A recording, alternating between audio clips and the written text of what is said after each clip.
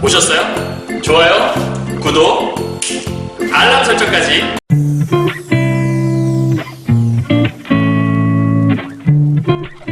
안녕하세요. 경화여고 2학년, 3학년 학생 여러분, 그리고 전국에서 수능 특강 공부하시는, 그리고 독서 공부를 하시는 여러분 만나서 반갑습니다. 선생님은 세계 최강 국어쌤 조인수 선생님입니다.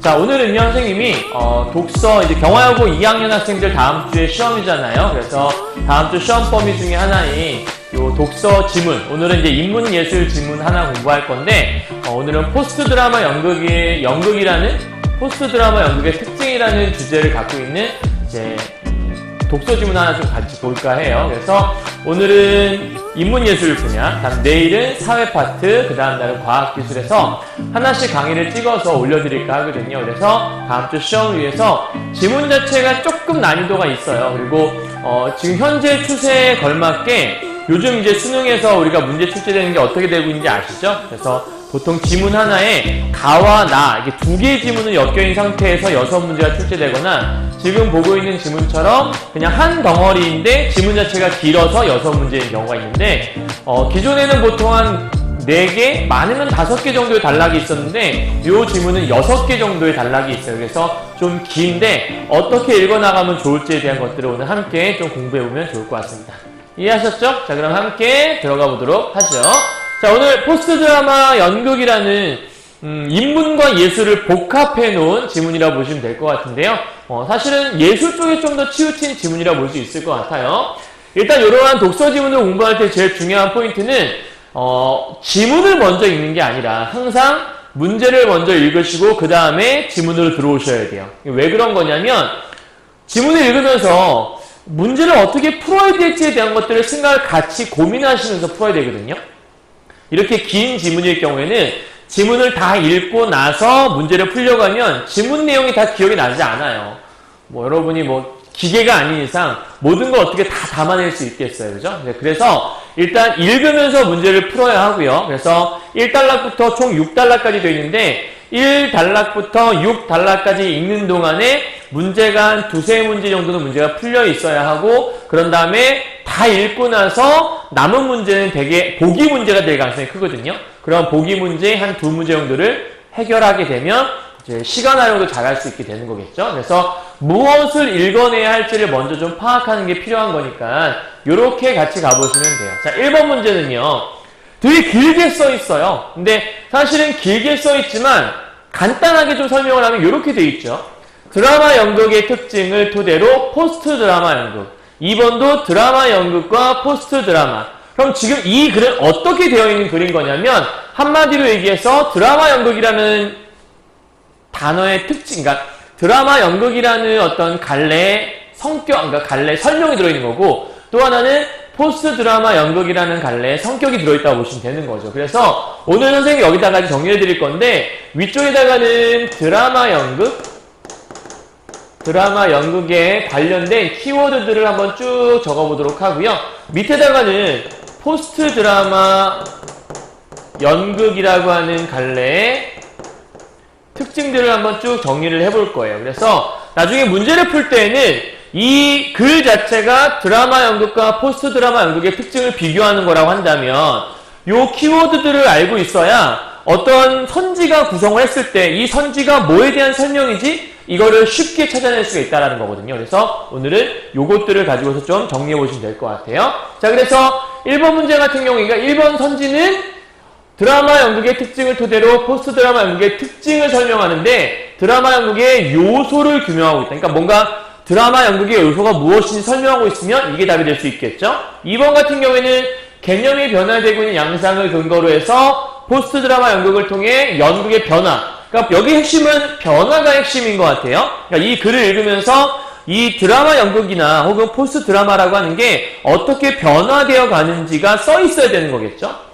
세 번째는 배경이란 말이 중요할 것 같고, 네 번째는 상보적 관계. 여러분, 상보라는 말이 무슨 말인지 이 정도는 여러분이 알고 있어야 돼요. 그러니까 상보라고 하는 건 상호 보완의 줄임말이다라고 생각하면 되거든요. 그러니까 서로 보충해주고 도와준다라는 거예요.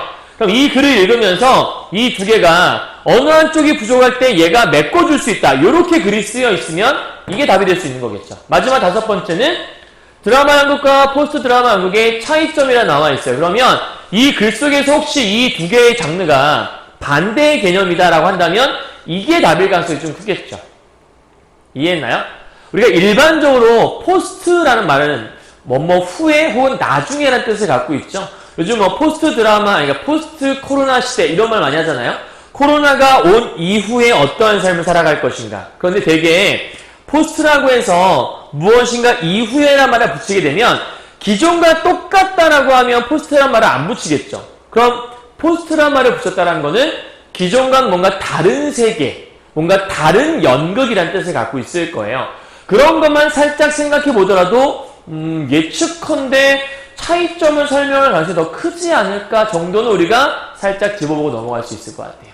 이해하셨나요? 그럼 2번 가보죠. 자, 요런 문제를 우리가 사실 확인 문제라고 하고요. 우리가 그냥 흔한 말로 일치 불일치 문제라고 합니다. 왜냐면 문제 속에서 일치하는 것으로 일치하지 않는 이런 걸 물어보는 거니까.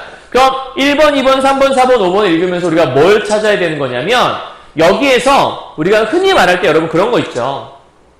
두 개의 카드 짝 맞추는 게임을 아마 해본 적 있을 거예요. 그래서 카드를 뒤집었다가 다시 안 보이게 반대 상황, 그러니까 반대 화면을 놓는다 하더라도 어딘가에 어떤 그림이 있었는데라는 잔상이 남을 수 있을 거거든요. 그 잔상 때문에 카드를 맞추게 되는 거죠. 그러니까 이 글을 읽을 때에도 여기는 1번, 2번, 3번, 4번, 5번에 대한 것들을 줄을 살짝 쳐가면서 여러분 머릿속에 중요한 핵심 키워드들을 잔상을 남기는 거예요. 그 상황 속에서 지문을 읽으시면 지문을 읽다가 아까 이 단어 어디선가 봤던 것 같은데 얼른 가서 비교해서 지워나가는 연습.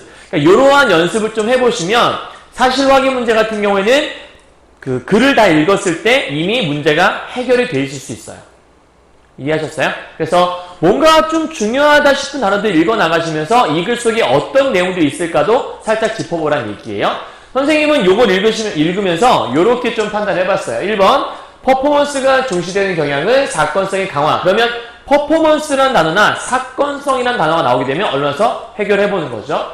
2번은 드라마는 현실을 재현하는데 드라마 연극은 이렇대요. 그럼 그 두 개를 비교한 게 어딘가 있을 거니까 드라마와 드라마 연극 나오는 부분을 찾아보면 될 것 같아요. 세 번째, 아리스토텔레스. 이런 게 제일 쉬운 거예요.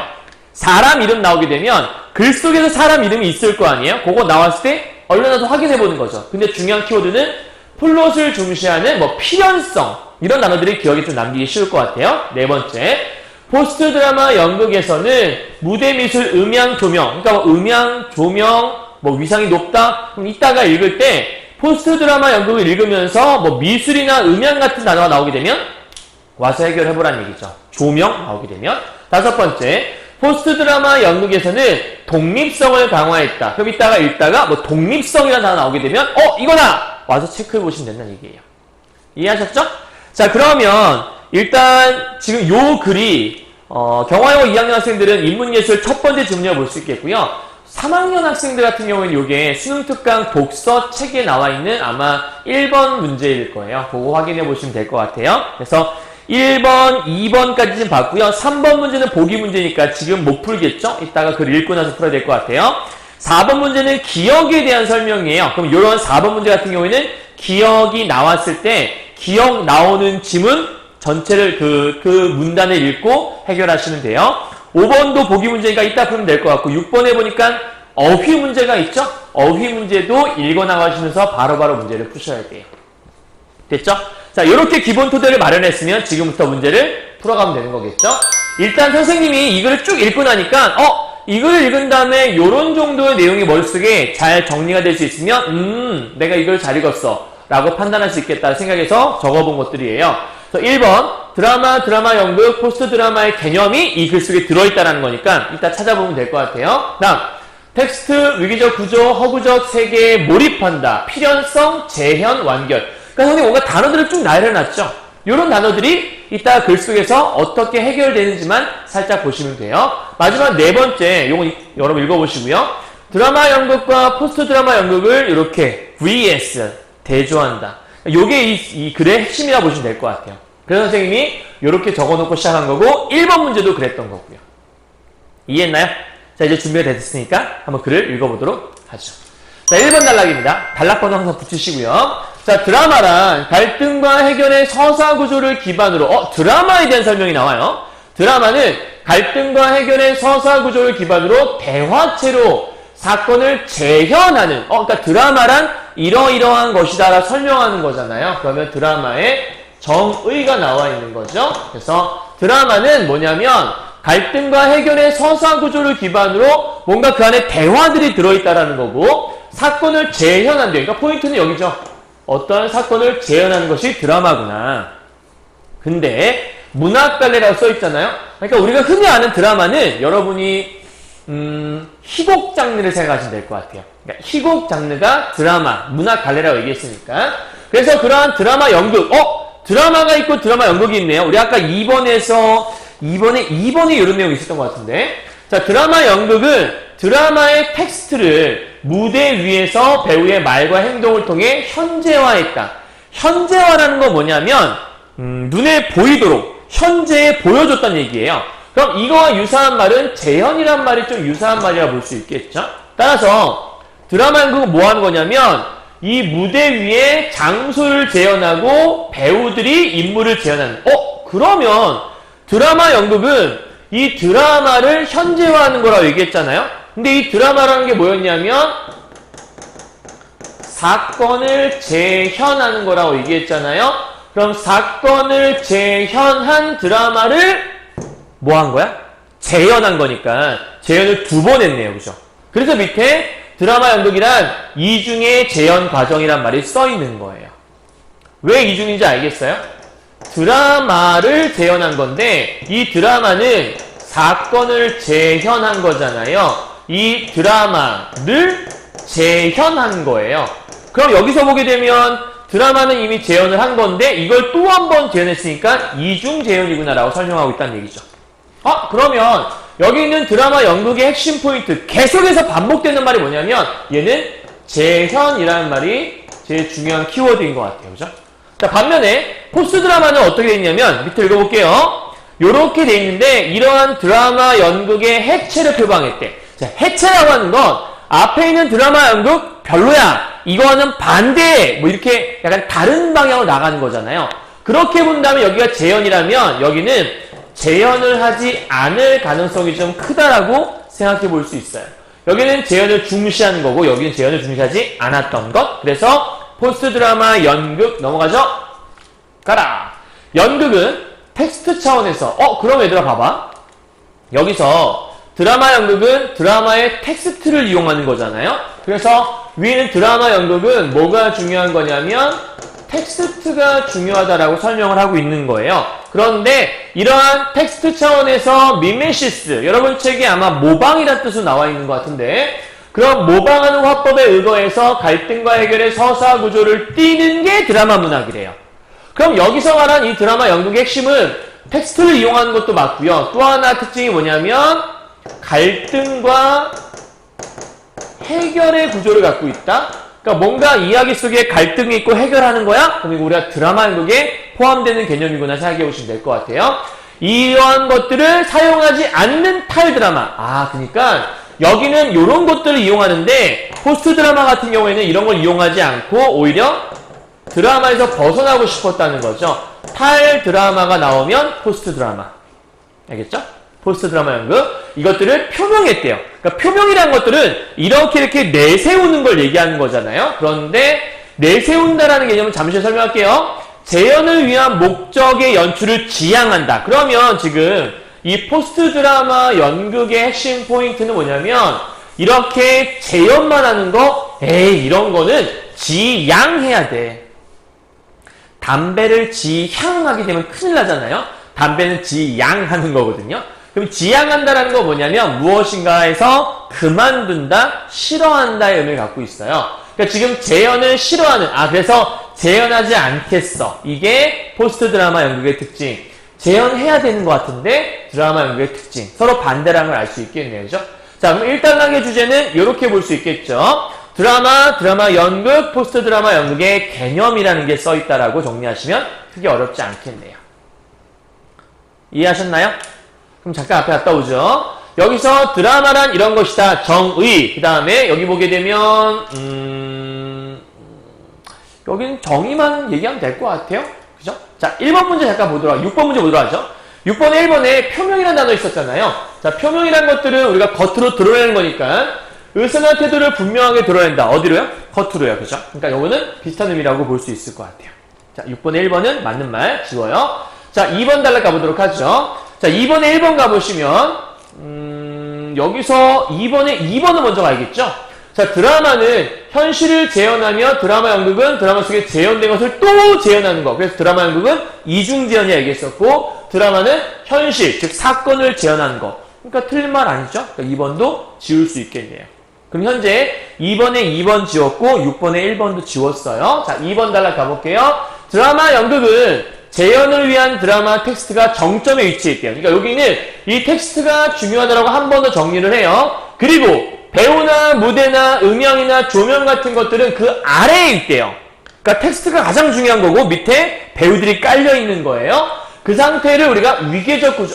그러면 드라마 연극은 이 안에 뭐가 들어있냐면 위계적 구조가 들어있다. 그래서 드라마 연극에서는 문학과 연극, 가상과 현실, 배우와 관계. 여러분 보세요. 글을 읽을 때 이렇게 나열하는 것들이 있어요. 이런 것들은 꼼꼼하게 읽기보다는 후루룩 읽고 지나가면 되고요. 그걸 정리한 걸 꼼꼼하게 읽으셔야 돼요. 블라블라블라 이런 것들을 경계가 선명하게 강화되어 있다. 그러니까 이렇게 구분해서 다 뭘 나눠놓은 거냐면 경계를 나눠놓은 거예요. 경계를 나눈다라는 거는 위와 아래 뭔가 차이가, 그러니까 선명하게 뭔가 나눠진다는 뜻이잖아요. 따라서 위계 구조에 따라 뭘 하고 있는 거냐면 경계를 선명하게 하고 있다. 요게 포인트라고 보시면 돼요. 오케이? 그러니까 지금 드라마 연극은 텍스트가 제일 중요해. 그리고 그 밑에 나머지 무대 이런 여러 가지 것들이 있다는 거예요. 이 두 개가 이렇게 갈라져 있다. 뭔가 구분되어 있다는 얘기를 하는 거예요. 그런데 포스트 드라마 연극에서는 다르다는 얘기겠죠. 그러나 나와 있으니까 대조하고 있는 거고, 그럼 우리 아까 1번에서 아마 5번에 차이점이 있던 게 좀 맞을 가능성이 크지 않을까요? 자, 그 중심이 작품에서 사건으로, 드라마에서 공연으로 이동했대요. 그러니까 원래는 작품이었던 것이 사건으로, 원래는 드라마였던 것이 공연으로. 그럼 여기 말하는 포스트 드라마 연극은 공연이잖아요? 그러니까 여기 있는 사건과 공연이 여기 포스트 드라마 연극에 해당하는 말이라고 볼 수 있겠고, 기존의 것들은 작품과 드라마, 요건 그 전 단계라고 볼 수 있겠네요.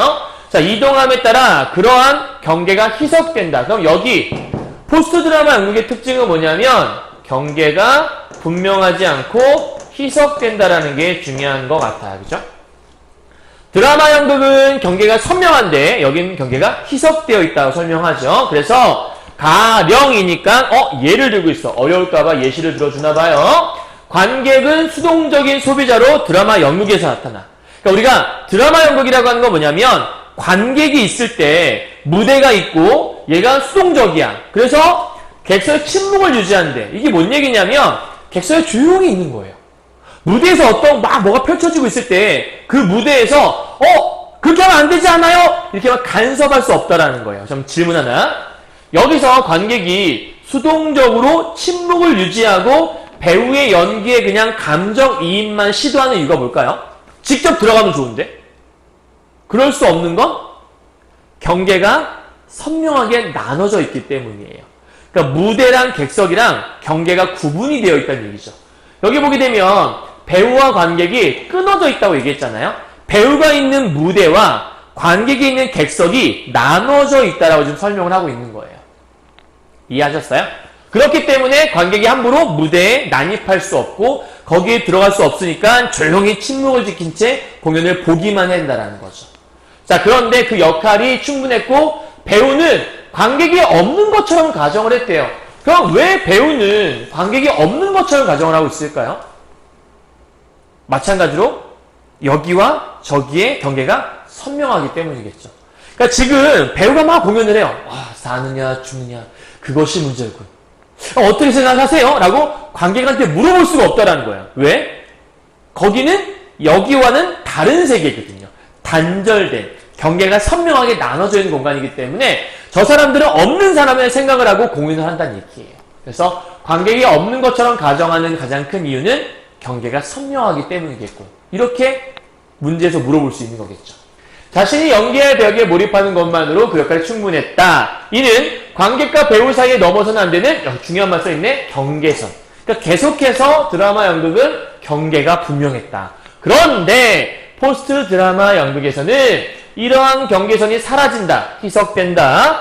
포스트 드라마 연극은 사전 예고 없이 관객이 배우가 되기도 한다. 그러니까 여기는 경계가 희석돼서 어떤 일이 벌어지냐면 관객이 배우가 되기도 해요. 요렇게. 오케이?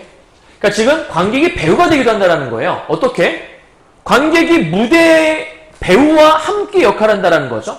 그러니까 배우와 이 관객의 위치가 약간 조금 희석이 돼서 여기는 관객이고 거긴 무대야.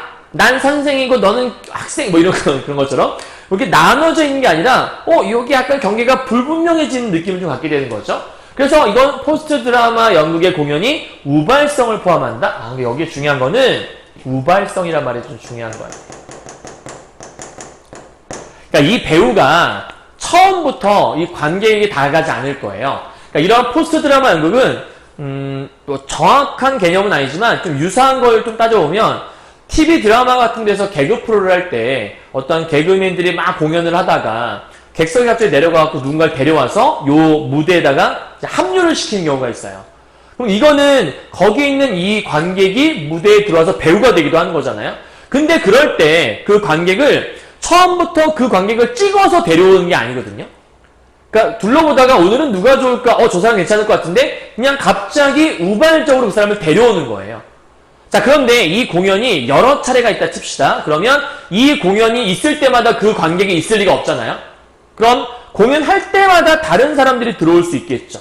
그렇기 때문에 이 공연은 되게 다양한 공연이 만들어질 수밖에 없는 거예요. 그러니까 연극이라는 거 우리가 흔히 일회성이라고 하잖아요. 어떠한 배우도 똑같은 공연을 계속할 수는 없거든요. 선생님들이 하는 수업도 마찬가지예요. 선생님이 3반 수업을 들어가는데 그 3반 들어가서 앵무새처럼 완벽하게 정말 AI처럼 똑같게 수업을 하냐? 그렇지 않거든요. 조그만큼의 차이는 다 있거든요. 기본 토대는 비슷하겠지만 그런 게 다 일회성이라고 설명을 하는 거죠. 자, 그럼 이제 이 단락에서의 핵심 주제가 뭐냐라고 물어본다면 당연히 포스트 드라마 연극의 특징을 설명하고 있는 거죠. 그 특징이 뭔데요? 제일 중요한 말이 바로 경계가 희석되고 있다는 거죠.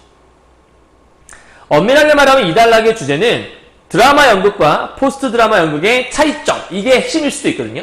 근데 드라마 연극보다는 포스트 드라마 연극 쪽에 좀 더 중심이 있기 때문에 이렇게 설명할 수 있다는 거고, 선생님이 1회라고 썼잖아요. 그럼 나머지 2, 3, 4도 있다는 얘기겠죠. 이렇게 체크해 보시면 돼요. 자, 그러면 우리 방금 전에 봤지만 여기서 희석이라는 말이 B에 있었잖아요. 그 희석 좀 해석하고 넘어가죠. 자, 2번 봅시다. 6번에 2번이에요. 희석이란 말이 매우 드물고 적다는 뜻이래요. 희석은 뭔가 옅어지고 흐려진다는 뜻이잖아요. 근데 매우 드물고 적은 건 우리가 희소 가치가 있다는 말 들어봤을 거예요. 그죠? 그래서 매우 드물고 적음은 희소라는 뜻을 갖고 있는 거기 때문에 답은 2번이라는 걸 체크할 수 있어요. 그러니까 희석됐다. 누가 봐도 이상하죠? 희석된 것들은 아주 매우 드물다 이런 뜻이 아니잖아요. 희석됐다는 건 뭔가 옅어지고 있다, 선명했던 게 흐려지고 있다 이런 뜻인 거니까. 됐죠? 자, 3단락 갑시다. 드라마 연극은 또 나오네요. 무대에서 현실의 환영을 만들어. 그럼 여기 지금 드라마 연극은 현실의 환영이라는 게 또 하나의 키워드가 되나 봐요. 그래서 관객은 이렇게 재현된 허구적 세계에 몰입을 한대. 아까 분명히 드라마 연극은 현실을 무대 위에 재현한다고 했잖아요. 그러니까 여기서 재현된 허구적 세계에 몰입을 할 수 있는 이유는 뭘까요, 여러분?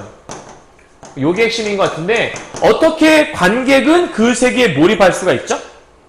너무나 내가 사는 세상과 똑같은 세상이 있으니까.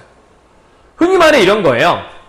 내가 거지인데 무대 위에 부자들의 세계가 공연이 되고 있어요. 그럼 여러분은 거기는 부자들의 세계가 막 납득이 갈까요? 나는 한 달 월급이 10,000원인데 무대에서 상위 1%, 한 달 월급이 막 100억인 사람들의 이야기가 진행되고 있어. 오늘은 뭐 할까? 오늘은 뭐 비행기 타고 저기 어디 무슨 반도에 한번 가볼까? 난 오늘 뭐 할까? 글쎄, 하루 한 끼가 걱정인데. 그럼 너무 갭이 크잖아요? 그럼 거기는 무대의 모습이 나한테 전혀 와닿지가 않을 거예요. 몰입이 될 수가 없는 거죠.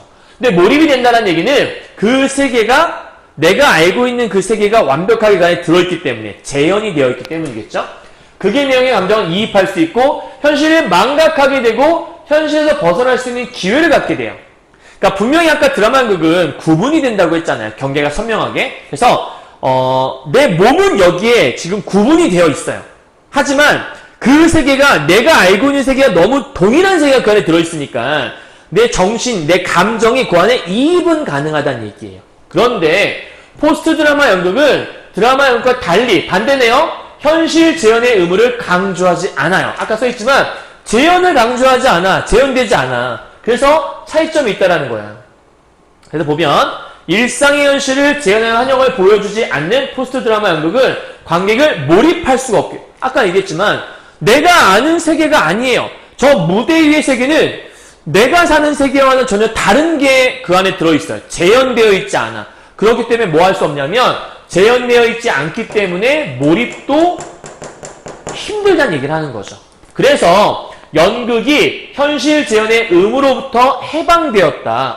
그러니까 연극이라는 게 원래 기존에는 현실을 재현해서 보통 그러니까 우리 영화 같은 거 보게 되면 그런 거 많잖아요. 뭐 이 영화는 실화를 바탕으로 만들어 뭔가 되게 막 감정이입되고 내가 살았던 세계가 저기 막 들어있으니까 거기서 A라는 방향으로 흘러가게 되면 나도 A 방향으로 흘러가게 될 것 같고 막 이런 게 있잖아요. 그래서 해방되게 되면 연극은 공연 예술로서 지니고 있는 연극 그 자체의 특성. 그러니까 현실을 반영하는 곳이 아니야. 그러면 이제 진짜 그냥 연극 자체로서 집중을 할 수 있게 되는 거예요. 그러니까 여기 있는 포스트 드라마 연극의 특징은 뭐냐면 그냥 그 공연 자체로 얘를 보게 된다라는 거고 여기는 연극 그 자체를 중요하게 여기게 된다. 연극 자체가 중요해요. 이런 얘기를 하고 있다고 볼 수 있겠죠. 자, 무대 위에 현실이 허구인 것을 다 드러낼 수 있대. 왜 허구인 걸 알 수 있지? 재현된 게 아니니까.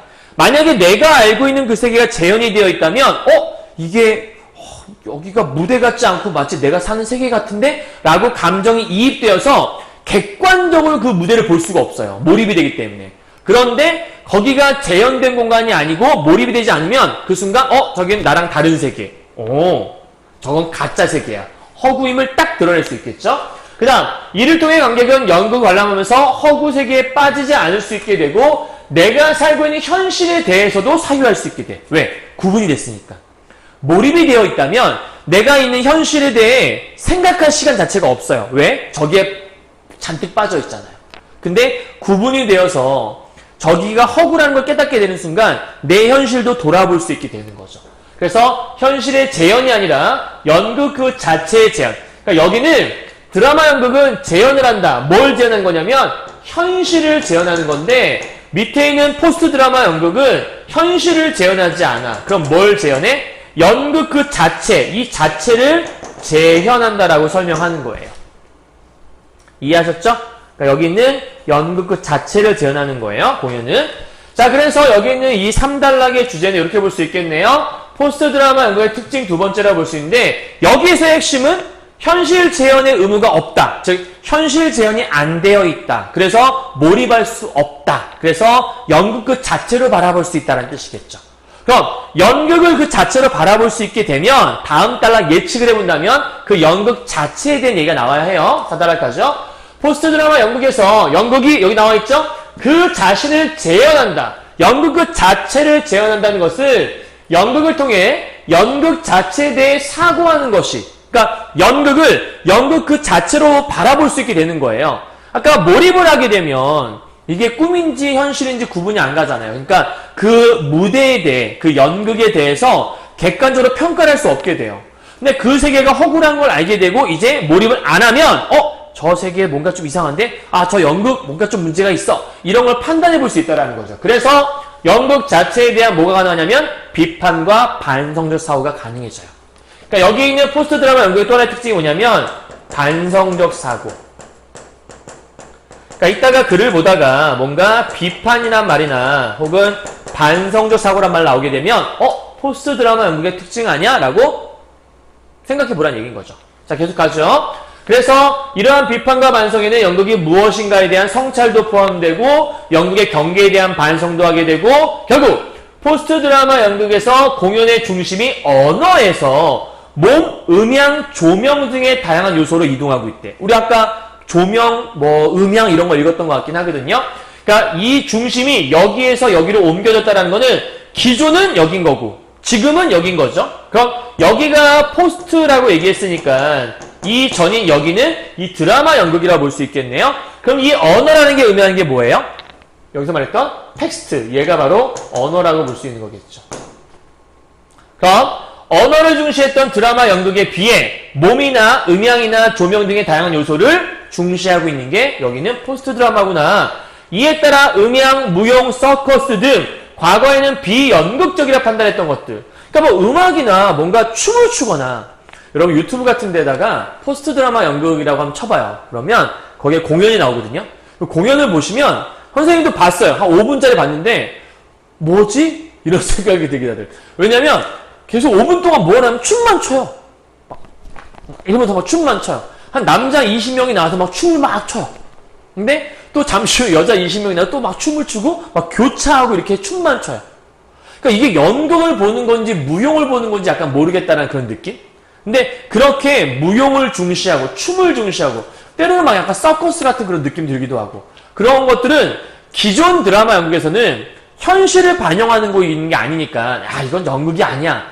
이렇게 비연극이라 생각했었는데 그럼 이런 것들을 비연극적이라 판단했던 건 드라마 연극에 대한 얘기겠죠. 근데 이런 요소들이 연극의 중심으로 들어오게 돼. 이제 이런 걸 중시한다는 얘기예요.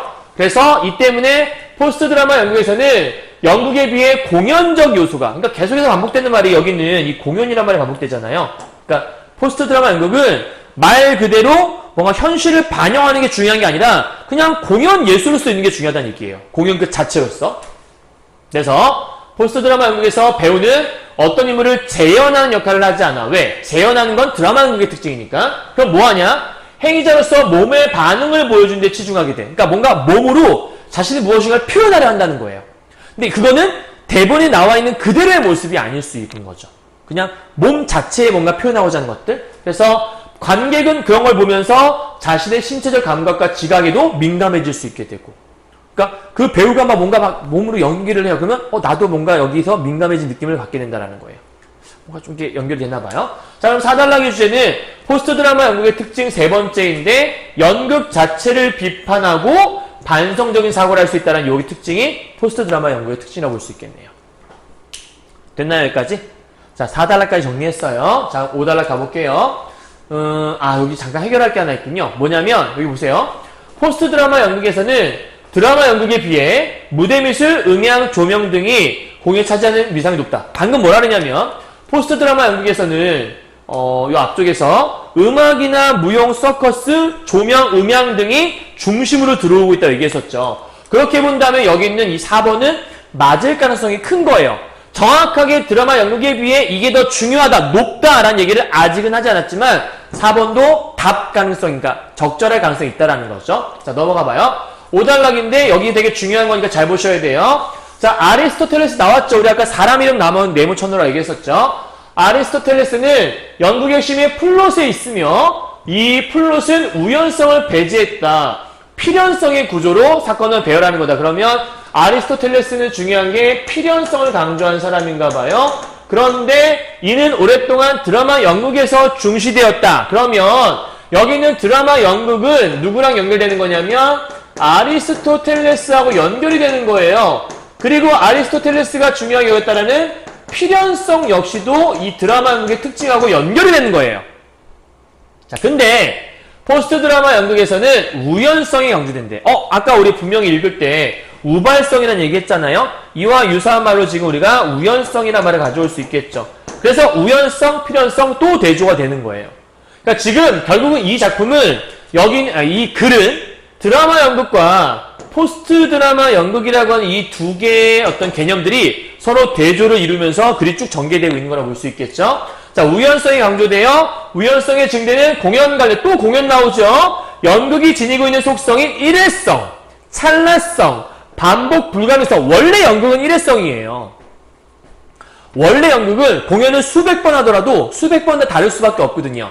근데 그런 게 더 강화되는 것을 의미하는 게 포스트 드라마 연극이래요. 왜 일회성이냐면 아까 우발성이라고 얘기했잖아요. 어떤 공연할 때마다 갑자기 어떤 요소가 들어오는 거예요. 그 갑작스러운 요소가 우연하게 들어오게 되면 이 공연은 다른 공연하고 다를 수밖에 없는 거죠. 또 다음 연극을 할 때에도 우연히 뭔가 요소가 들어가면 그 전 공연과 또 달라지는 거잖아요. 그러니까 우연성의 개입이라는 거는 이렇게 일회성이나 찰나성, 반복 불가능성과 연결되는 말이라는 거죠.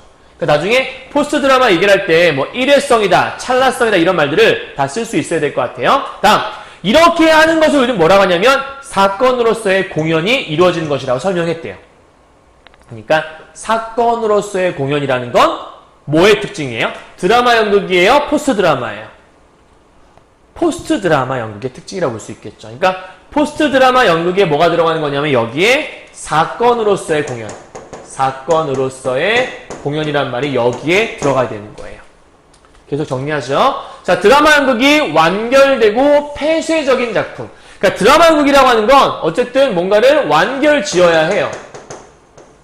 그리고 닫혀 있어요. 자, 그런 반면에 포스트 드라마 연극은 미완결 상태야. 왜? 뭔가 요소가 어떻게 들어올지 모르는 거니까 미완결 상태이며 개방되어 있대요. 여기서 중요한 포인트. 포스트 드라마 연극은 방금 얘기했지만 미완이란 말, 그럼 나중에 미완이라는 단어 나오게 되면 포스트 드라마. 그 다음 개방이란 말 나오게 되더라도 포스트 드라마라고 여러분이 체크할 수 있어야겠네요. 연극에서의 사건성은 예술에서 퍼포먼스가 중시되면서 그럼 퍼포먼스라는 단어 나오게 되면 마찬가지로 여기는 포스트 드라마로 가야 되겠네요. 퍼포먼스란 단어. 요거. 됐죠? 자, 그러면 여기까지 읽었어요. 5단락 주제 이렇게 쓸 수 있겠네요. 포스트 드라마 연극의 특징 네 번째다. 우연성이 강조되었으며 사건으로서의 공연을 우리는 포스트 드라마 연극에 포함된 개념이라 본다. 이렇게 정리하면 되겠죠? 자, 그럼 5단락에서 우리 아까 읽었던 게 되게 많이 나온 것 같거든요. 2번 잠깐 보죠. 이번에 1번. 예술에서 퍼포먼스가 중시되는 경향은 연극에서 사건성이 강화되는데 영향을 미치고 있다. 그러면 퍼포먼스와 사건성 얘기 나오는 것 같은데 앞에 쪽에서 사건성은 퍼포먼스 때문에 강화됐대잖아. 그러면 여기서 퍼포먼스가 중시되다 보니까 얘가 강화됐다? 맞는 말이네요. 그럼 1번 지울 수 있겠죠? 아까 2번은 맞다고 얘기했고요. 3번 아리스토텔레스 방금 읽었죠? 플롯 중시예요. 드라마 연극에서 필연성과 연결돼요. 맞는 말이죠? 그럼 얘도 맞는 말. 다음 4번은 아까 맞는다고 생각했던 것 같은데 일단 5번은 아직 잘 모르겠고요. 그죠? 그러면 현재 1번, 2번, 3번 지웠고 4번과 5번 남은 것 같아요. 됐나요? 여기까지? 자, 그러면 방금 전에 우리가 뭘 봤냐면 사건으로서의 그거 봤거든요. 그거는 잠시 문제 풀 때 해결하도록 할게요. 자, 6단락 정리하고 마무리합시다. 포스트 드라마 연극에 길을 개척한 사람들. 그럼 이제 마지막은 포스트 드라마 연극에 대한 일 하나 보네. 오랜 기간 연극이 문학의 지배를, 문학의 지배를 받았던 거는 드라마 연극이죠. 이걸 받으면서 연극의 본질적 특성이 오히려 변질되고 훼손되었다. 그러니까 문학의 영향 때문에 오히려 연극이 이상해졌어라 생각한 게 포스트 드라마 연극의 사람들이었다는 거예요. 그래서 연극의 순수성과, 나온다. 순수성과 독립성이 강화되는 것을 중시한 게 포스트 드라마 연극. 요게 포스트 드라마 연극의 특징인가 봐요. 그래서 포스트 드라마 연극에서는 드라마 연극에서 텍스트의 언어적 의미 전달을 위해 봉사하던 배우. 그럼 텍스트의 언어적 의미 전달을 위해 봉사하던 배우의 모습은 기존 드라마 연극이겠죠. 왜? 텍스트를 중시한 건 드라마 연극이었으니까. 근데 이런 배우의 몸이나 무대 미술이나 음향, 조명 같은 것들은 결국 밑에 있었잖아요. 위기질서상. 근데 얘네가 자기 목소리를 회복하게 되었대요. 그럼 우리 앞에서 얘기할 때 여기 있는 이 4번 이제 맞는 거죠. 무대 미술, 음향, 조명 등이 기존에는 밑에 있었다. 뭐보다? 텍스트보다. 근데 얘네들이 중시되기 시작했다. 방금 뭐라고 얘기했냐면 회복하기 시작한 거니까 회복은 밑에 있던 게 올라오는 거잖아요. 그죠? 또 무대와 객석의 경계가 해체되는 거. 아까 경계가 희석된다고 얘기했었죠. 그 다음 비연극적이라는 이유로 배제되었던 것들. 그게 뭐예요? 배우의 몸, 무대 미술, 음향, 조명 같은 것들. 혹은 아까 뮤지컬, 막 무용 이런 거 있었잖아요. 그런 게 복원되었대요. 1번부터 4번까지가 포스트 드라마 연극의 길을 개척한 사람들이 얘기하면서 포스트 드라마 연극의 특징을 쓰고 있는 건데 2번, 3번, 4번은 앞에서 얘기했던 것들이기 때문에 여기서 제일 중요한 건 여기 파트라고 볼 수 있겠네요. 그죠? 그러면 마지막에 포스트 드라마 연극은 재현으로부터 퍼포먼스. 퍼포먼스는 아까 방금 얘기했지만 포스트 연극이라고 얘기했었는데, 그러니까 포스트 연극이 이상하다. 포스트 드라마, 포드연이라고 얘기했었고, 체험이라는 것도 그러면 포드연이라고 볼 수 있겠죠? 그럼 감상이나 재현이란 말은 드라마 연극. 여기는 드라마 연극이라고 생각할 수 있겠네요. 그래서 요렇게 바뀌어 가고 있다. 그럼 요 위에 있는 드라마 연극에 들어갈 말은 저기는 재현과 혹은 감상이란 말이 여기 들어가야 될 것 같고, 여기는 퍼포먼스란 말이라든지 아니면 방금 얘기했던 체험이라는 말이 여기에 들어와야겠네요. 됐어요? 단순하게 구경만 하는 것이 아니라 이제 실제로 여기 들어가서 체험을 할 수 있겠다는 얘기를 하는 거예요. 그래서 전환을 보여준다. 이는 연극이 새로운 문화 콘텐츠로서 다양한 변신을 해나갈 수 알 수 있다. 그러면 이제 6단락의 주제는 이렇게 될 수 있겠네. 포스트 드라마 연극의 특징 5번째인데 연극의 순수성이나 독립성이 강화되고 있는 모습을 보여주고 있다. 됐나요? 자, 그러면 결국 6단락까지 다 읽었을 때 요만큼의 내용이 정리가 지금 된 거예요. 지금 키워드들만 쭉 나열을 했죠. 자, 그럼 이제 문제를 한번 풀어보도록 하죠. 일단 선생님이 여기 나와 있는 요소들 한번 정리를 쭉 해봤어요. 그래서 드라마 연극과 포스트 드라마 연극이라는 것들에서 핵심어들이 무엇이 있을까? 아까 선생님이 처음에 요런 것만은 꼭 알고 가자라 정리했던 것들을 토대로 해서 만들어 본 건데 이렇게 되겠죠. 자, 드라마 연극이 재현을 중시하는 거였다. 현실 재현. 근데 포스트 드라마 연극은 재현을 중시하지 않았어요. 여기는 텍스트를 중심으로 해서 위기적 구조를 갖고 있었기 때문에 경계가 선명했어. 하지만 경계가 희석되어 있었지. 관객은 수동적으로 구경만 했었지만 관객이 배우가 되기도 했었어요. 현실의 환영을 만들어냈기 때문에 야, 저기는 정말 현실 같다. 그래서 몰입되고 감정이입이 됐었으나 여기는 몰입을 할 수가 없었죠. 왜요?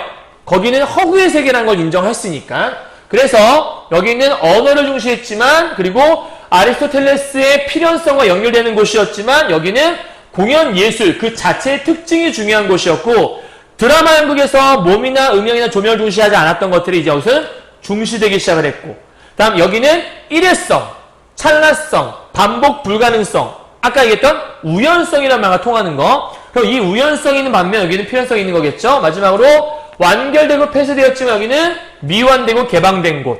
그리고 여기는 감상이 중요했지만 여기는 체험이 중요해진 곳. 이런 것들을 잘 정리할 수 있으면 되는 것 같아요. 되셨나요?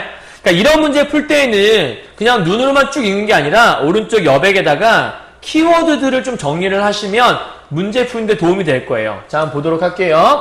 일단 제재, 드라마 연극, 포스트 드라마 연극, 주제는 드라마 연극과 대비되는 포스트 드라마 연극의 특징, 특징은 정의, 예시, 대조. 이건 뭐 쓸만한 것도 없어요. 간단하게 그냥 정리만 하고 넘어가면 될 것 같아요. 이것만 꼭꼭꼭은 정리됐죠? 자, 문제풀이 바로 들어가요. 자, 일단 1번 문제예요. 아까 쭉 읽었지만 결국은 이 두 개가 서로 차이점이 있었던 거잖아. 그러니까 답은 아마도 5번. 차이점. 요 말이 제일 중요한 말이라 볼 수 있을 것 같아요. 다음 2번 문제는 1, 2, 3, 4번 아까 해결했죠? 5번에 보시면 포스트 드라마 연극에서는 연극의 독립성을 강화하기 위해 그럼 포스트 드라마 연극은 독립성이 중요하냐? 아까 얘기했던 여기 포스트 드라마 연극 아까 맨 마지막에 여기 밑에 했을까요? 독립성이란 말과 순수성이란 말을 강화한다고 써 있었잖아. 그러니까 여기는 맞는 말이 되는 거죠.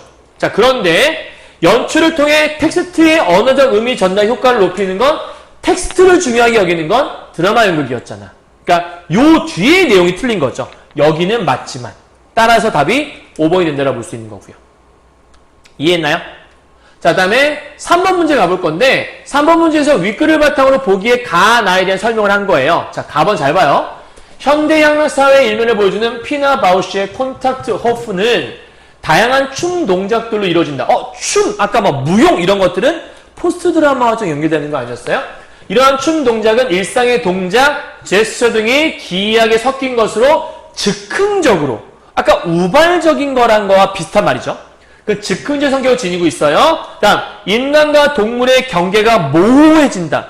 경계가 모호해진다는 건 경계가 희석된다는 말과 통할 수 있겠죠? 그 다음, 맨 마지막 가 보니까 논리적으로 뭔가를 재현하는 것이 아니다.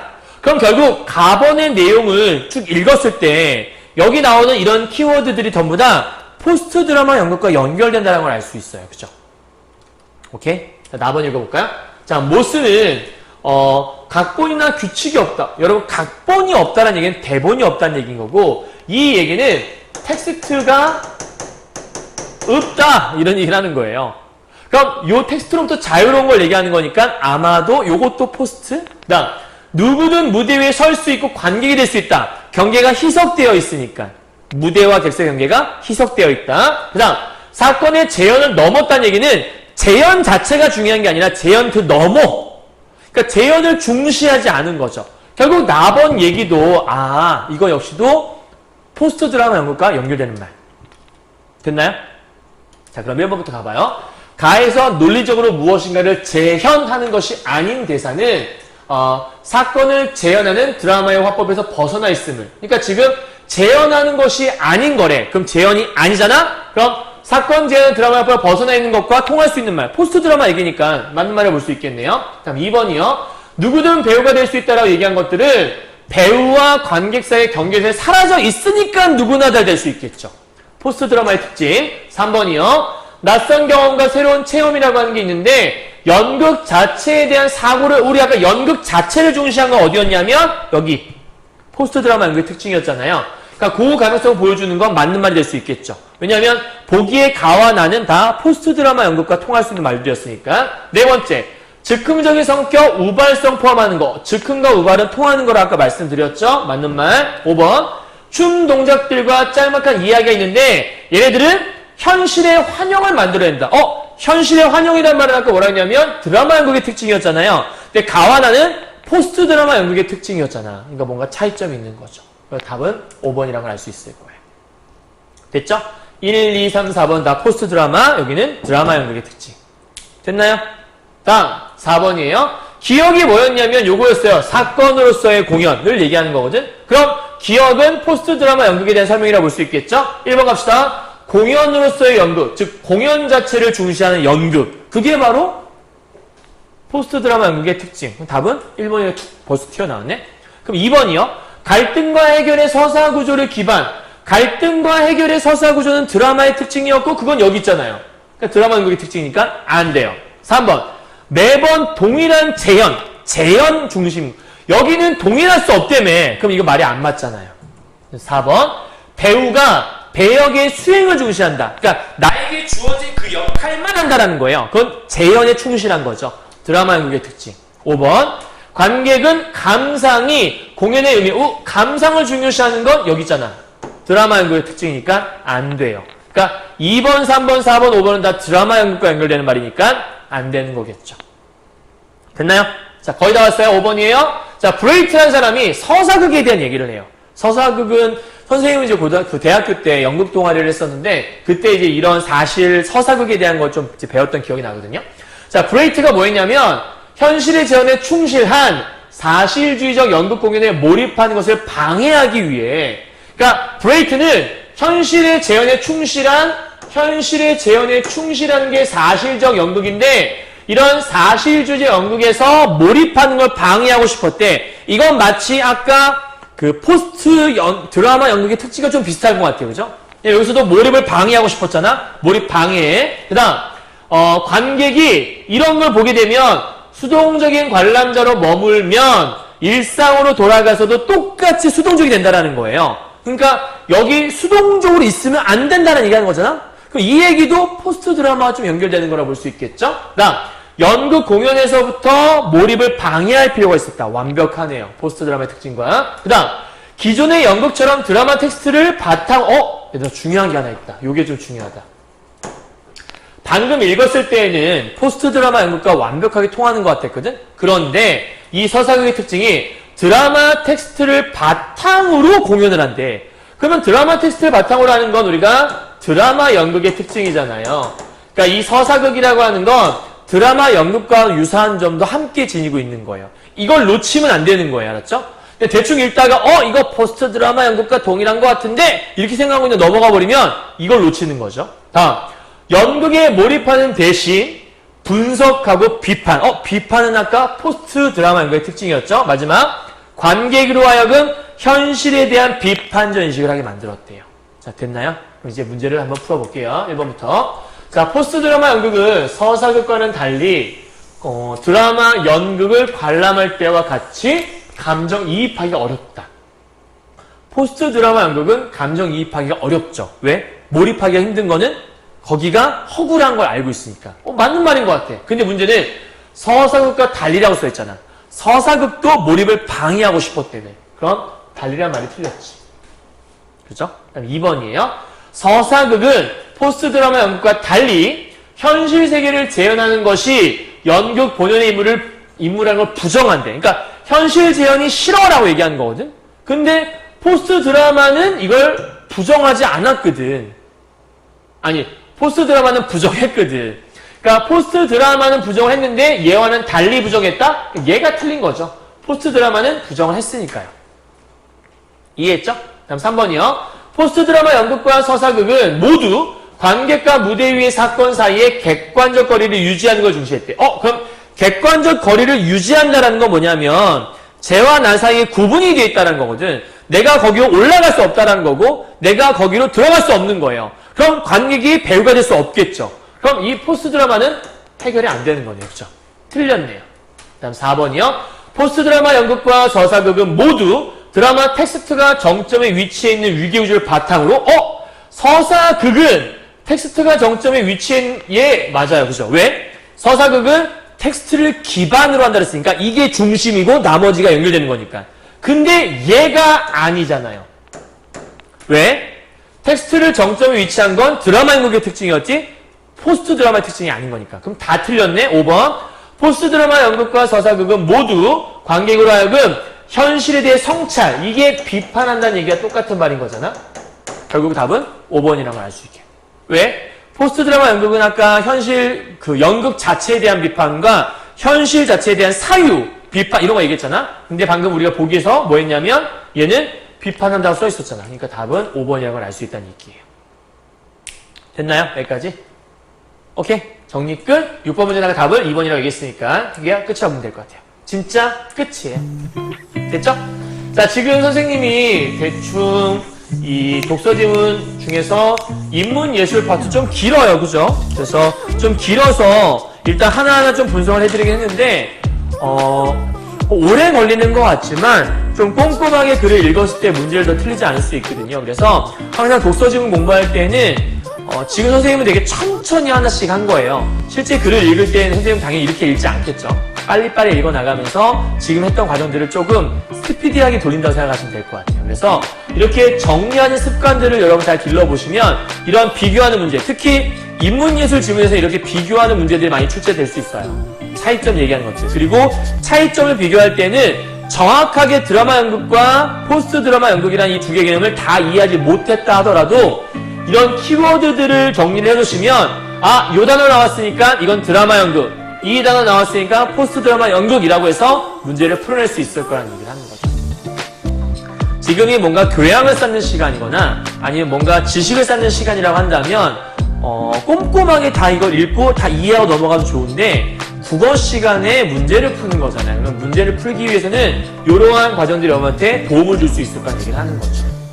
이해하셨나요? 그래서 요 정도 선에서 이해를 하시면 문제 푸는데 별로 지장이 없을 것 같고 드라마 연극과 포스트 드라마 연극의 특징도 대략적으로 정리가 됐을 거라고 믿습니다. 자, 다음 시간 우리 경제지문, 부가가치세에 대한 걸 우리 함께 공부할 거거든요. 다음 시간에 부가가치세 다시 한번 만나도록 하죠. 자, 수고하셨습니다.